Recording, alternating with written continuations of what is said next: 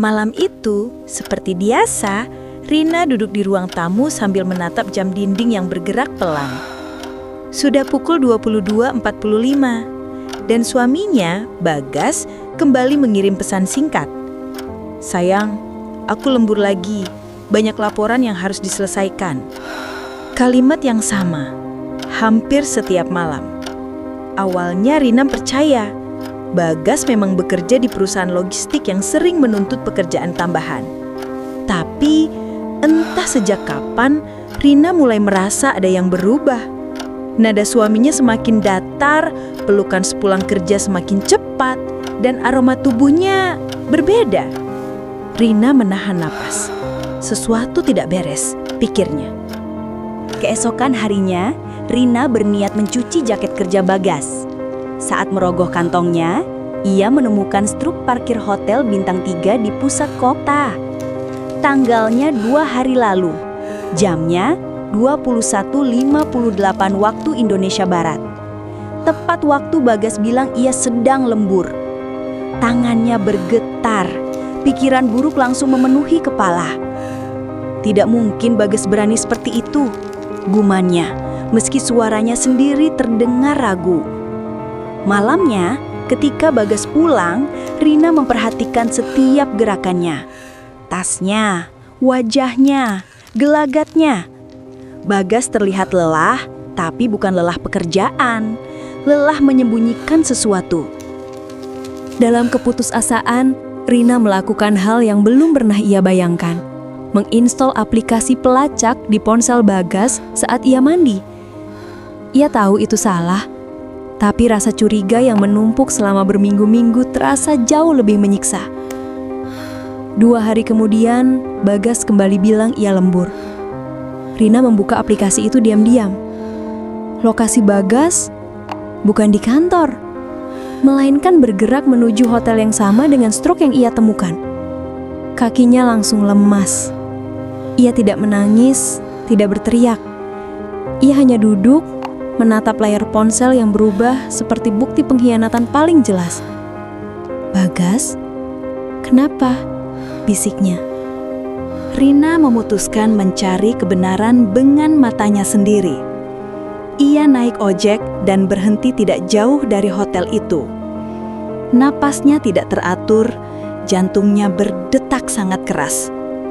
Dari balik pilar parkiran, ia menunggu. Tak lama kemudian, sebuah mobil abu-abu berhenti. Bagas turun. Pakaiannya rapi, rambutnya disisir dengan minyak wangi yang jarang ia kenakan saat bersama Rina. Beberapa detik kemudian, seorang perempuan muncul dari pintu hotel. Usianya sekitar akhir 20-an. Berkerudung, wajah lembut, tapi jelas sekali ia bukan rekan kerja yang datang untuk rapat malam. Bagas tersenyum pada perempuan itu. Senyum yang dulu selalu dipunya hanya untuk Rina. Perempuan itu memegang lengan Bagas. Mereka berjalan masuk bersama. Disitulah, untuk pertama kalinya, air mata Rina jatuh. Rina pulang tanpa membuat keributan.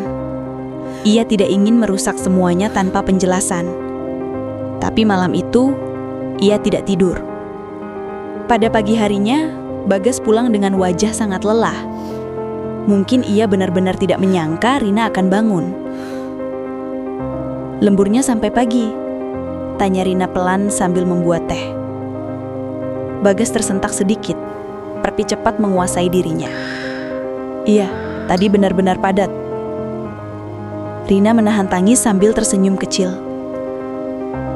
"Kerja keras sekali ya, sampai hotelnya juga ikut lembur." Bagas langsung membeku. Warna wajahnya memucat. Rina menatapnya tajam. "Aku tahu, Gas. Aku lihat kamu semalam." Bagas duduk perlahan di kursi, wajahnya putus asa. "Rin, aku bisa jelaskan." "Silahkan." "Karena aku butuh alasan. Meski mungkin tidak akan mengubah apapun." Setelah lama terdiam, Bagas akhirnya bicara. Suaranya serak. Perempuan itu namanya Naya. Dia janda, punya anak 1. Dia teller bank di cabang dekat kantor. Rina menunduk. Sakit, tapi ia harus mendengarkan. Aku bertemu dia waktu mengurus administrasi gudang. Dia baik, dia mengerti tekanan kerja. Dia selalu ada saat aku stres di kantor. Rina memejamkan mata. Itu alasan yang terlalu sering terjadi dalam perselingkuhan. Seseorang hadir di momen yang salah. Tapi aku salah, kata Bagas. Sangat salah. Ia menangis, bukan keras, tapi terdengar jelas. Rian, aku tidak berniat meninggalkan kamu. Aku takut cerita. Aku bingung. Rina menatapnya.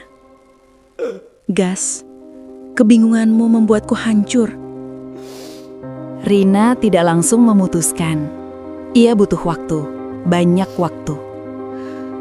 Beberapa hari kemudian, ia meminta Bagas pergi sejenak dari rumah, memberi ruang agar pikirannya tidak kalut. Mereka sepakat pisah rumah selama 2 minggu sambil mencari jalan terbaik. Di hari ke-14, Bagas kembali, tidak memaksa, tidak memohon. Ia hanya membawa surat dan menyerahkannya pada Rina. Ini pengunduran diriku, katanya lirih. Aku berhenti dari kantor. Aku ingin membuktikan bahwa aku tidak akan bertemu dia lagi. Aku akan berusaha memperbaiki semuanya, kalau kamu masih mau. Rina membaca surat itu. Untuk pertama kalinya setelah kejadian itu, ia melihat ketulusan di mata Bagas. Rina tidak langsung memaafkan.